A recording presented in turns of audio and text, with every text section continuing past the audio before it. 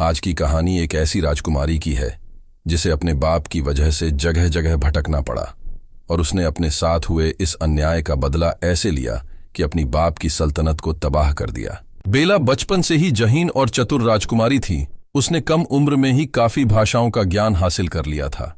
अपनी 8 साल की उम्र में ही वह काफी चीजों में महारत हासिल कर चुकी थी। वह हर काम में निपुण और अपने राज्य के सभी लोगों से काफी प्रेम करती थी।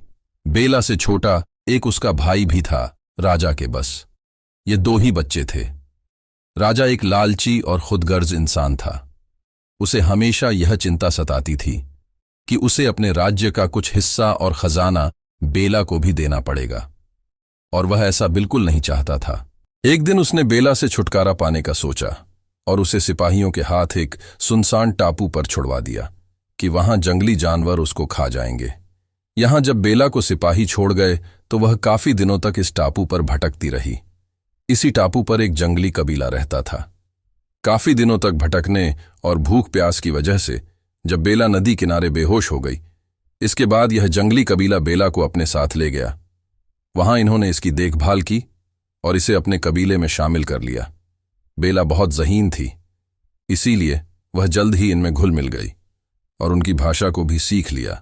लेकिन बेला के मन में एक बदले की भावना ने जन्म लिया और जैसे जैसे वह बड़ी होती गई, उसकी यह बदला लेने की इच्छा भी बढ़ती गई।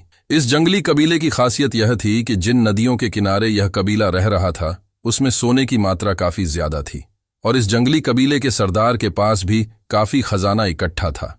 इन लोगों के पास सोना होना आम बात थी। अभी बेला 15 साल की थी कि एक दिन दूर दराज के राजा एलेक्स को इसकी खबर लग गई कि जंगल में एक कबीले के पास काफी सोना है। राजा ने इस कबीले पर हमला कर दिया और इन लोगों से काफी सोना लूट लिया।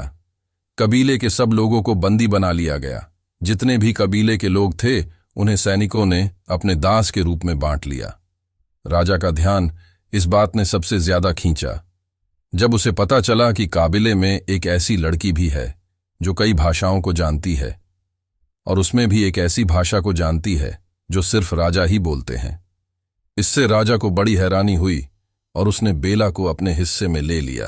राजा ने बेला का इस्तेमाल अपने दुश्मन राजाओं से बातचीत करने में और उनसे छुपे हुए खजानों का पता निकालने में किया, क्योंकि बेला काफी भाषाओं को जानती थी और इसकी इस खूबी की वजह से राजा को काफी फायदा हुआ।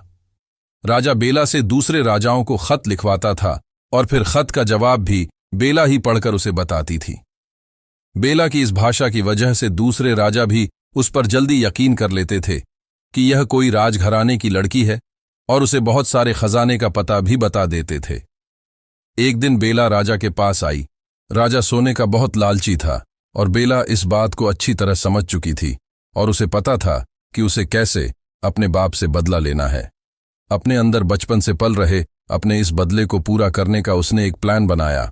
उसने राजा से कहा कि मुझे आपको एक ऐसे सोने के शहर का बताना है जिसे देखकर आपकी आंखें खुल जाएंगी।